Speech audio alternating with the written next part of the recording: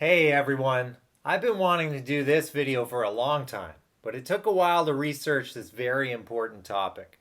Try and watch it right to the end so you can hear my health tips to prevent or reverse type 2 diabetes. We are living in a global diabetes pandemic. Sadly, diabetes will cause way more pain, suffering, and death than COVID-19. Rates have never been this high.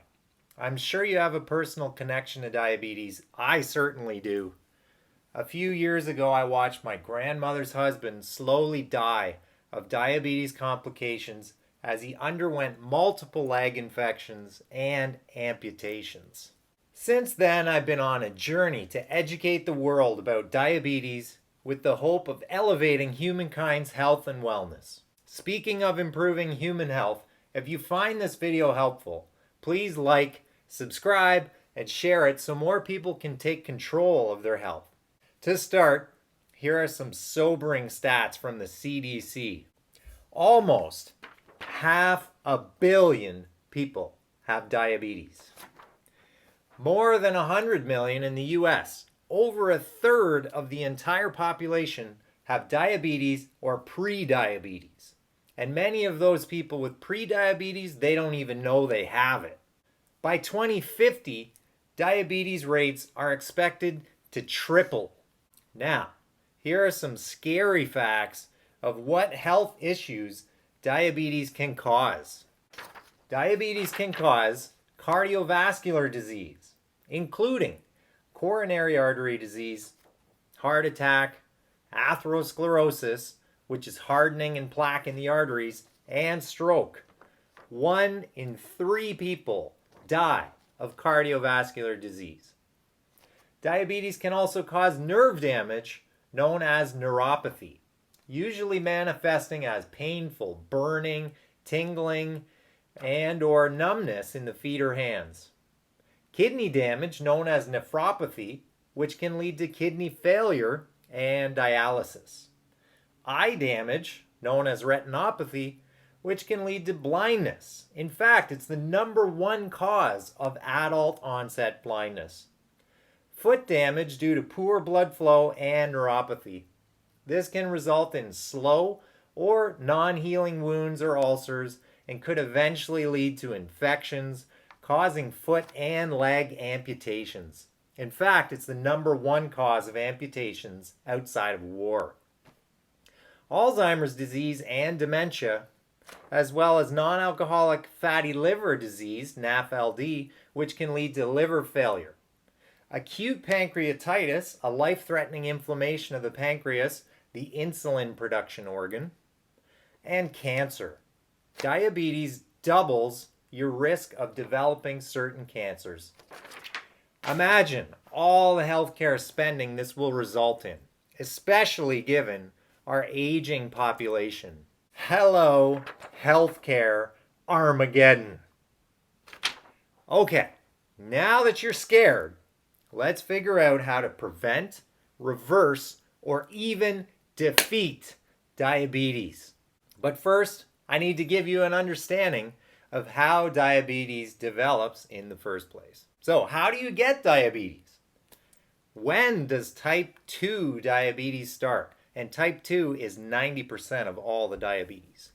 Type 2 diabetes, also known as adult onset, actually takes a long time to develop, but usually starts at an early age. More on that in a minute.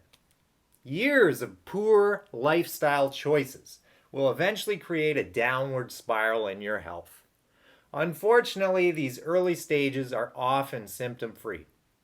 Unless you're getting yearly checkups, including fasting blood glucose tests, you could already be on the road to diabetes without even knowing it. Most individuals diagnosed with diabetes have had it for at least a few years already and already done some damage. That is why prevention in the first place is so crucial.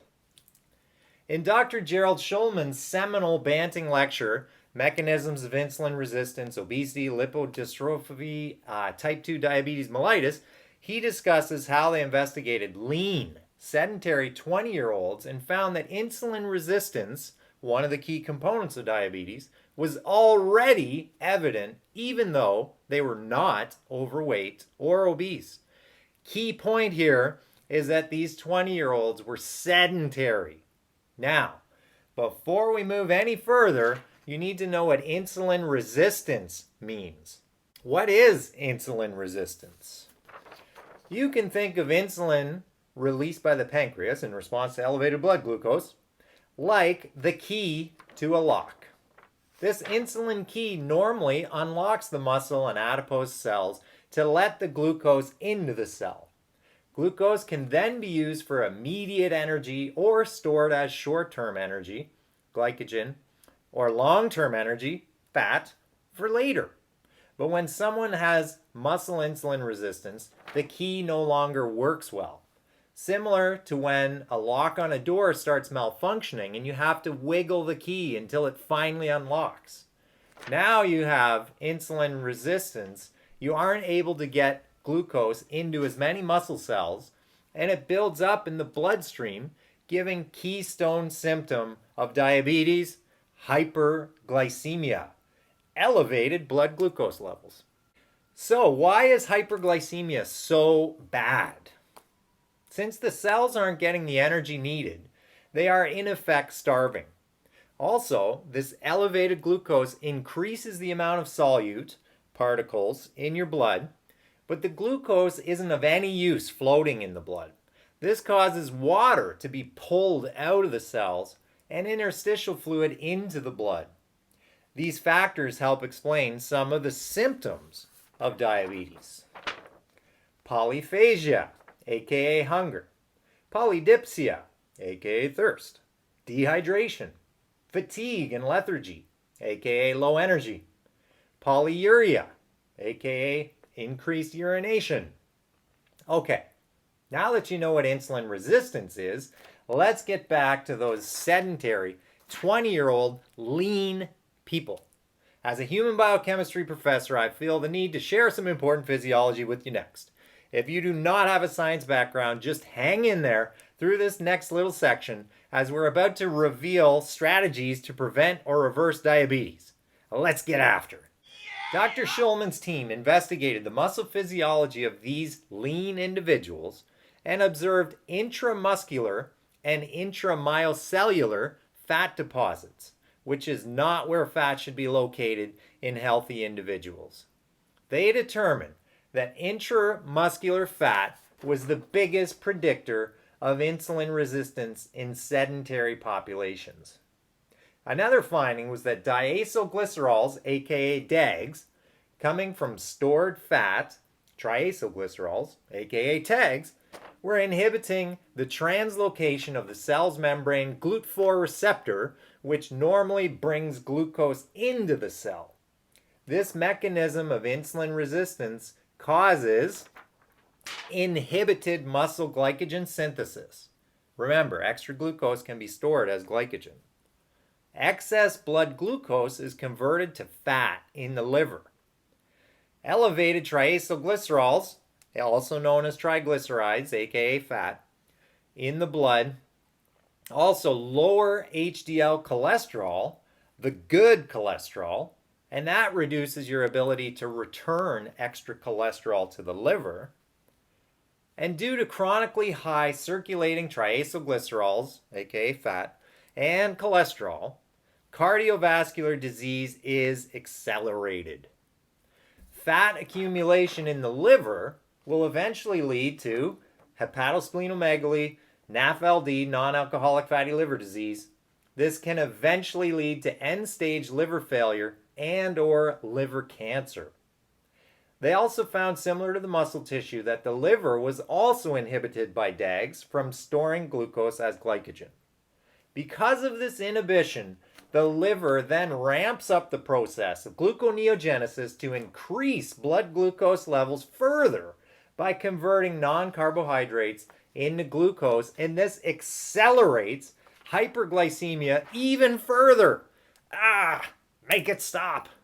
The research team concluded that what was most important was not if a person is obese or overweight, but how that fat is distributed and stored in the body. If fat is stored in muscle and liver, then that was the biggest predictor of insulin resistance in these lean individuals. Wow, that is a lot of info.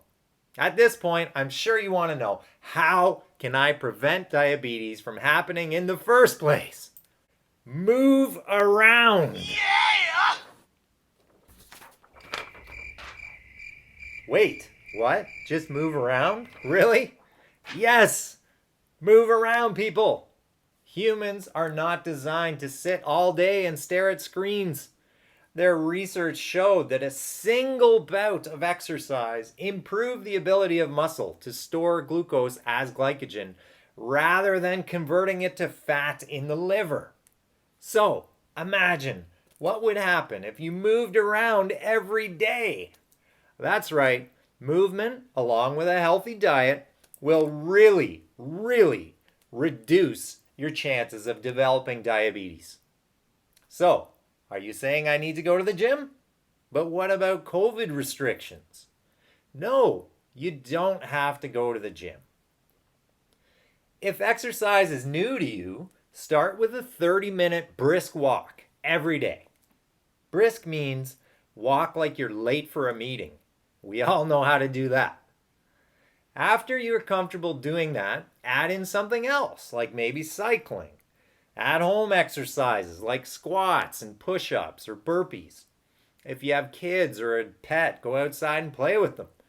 Try and be active throughout the day and you'll burn more calories and be less likely to store fat. So in summary, what should I do? All right, here it is. Exercise often. Shoot for a couple vigorous 20-minute sessions per day. Daily physical activity is best. If you are overweight or obese, a weight loss plan will reduce your chances of developing diabetes. Make sure you fast for at least 12 hours per day. This means that if the last thing you eat is at 7 p.m., then no eating until 7 a.m. 12 to 16 hours a day of fasting is probably best. Try not to snack between meals. Reduce consumption of fast food, prepared foods, packaged items, and processed foods. Reduce consumption of meat and avoid processed meats like cold cuts and lunch meats. If you eat meat, choose only high-quality meats raised properly and ethically, no factory farmed. Focus on whole foods that don't have an ingredients list. Reduce your carbohydrate consumption. Eat more vegetables, as these are good carbohydrates, aka sugars. Try a new vegetable every week. Drink more water and eliminate sugary drinks like juice or soda. Instead of drinking juice, eat fruit. The fiber helps to slow down your blood sugar spike. Don't buy products with glucose, fructose, high fructose corn syrup, or other added sugars. Don't eat fake sugars because you're more likely to then overindulge on natural sugars. Don't eat foods that spike your blood sugar, and you can Google glycemic index and look at different foods on that chart. Further to the previous point, avoid white bread, white rice, and white potatoes. Eat more healthy fats, as they will satiate you longer and crush your carb cravings.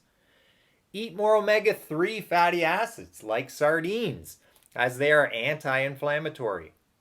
Eat less omega-6 fatty acids like grains, as they are pro-inflammatory. Further to the above point, avoid industrial seed oils like soybean, corn, safflower, sunflower, canola oils, etc.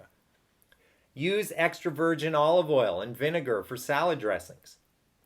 If you're on blood pressure medications like statins, try to reduce your high blood pressure naturally, as statins may increase your chance of developing diabetes.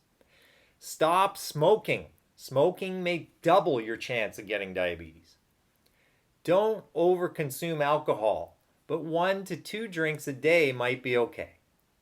Stress less and sleep more. Wow, that is a lot of info, and I'm only scratching the surface. Bottom line, eat healthier, and move around. If there's any tips that you think I missed, please comment below.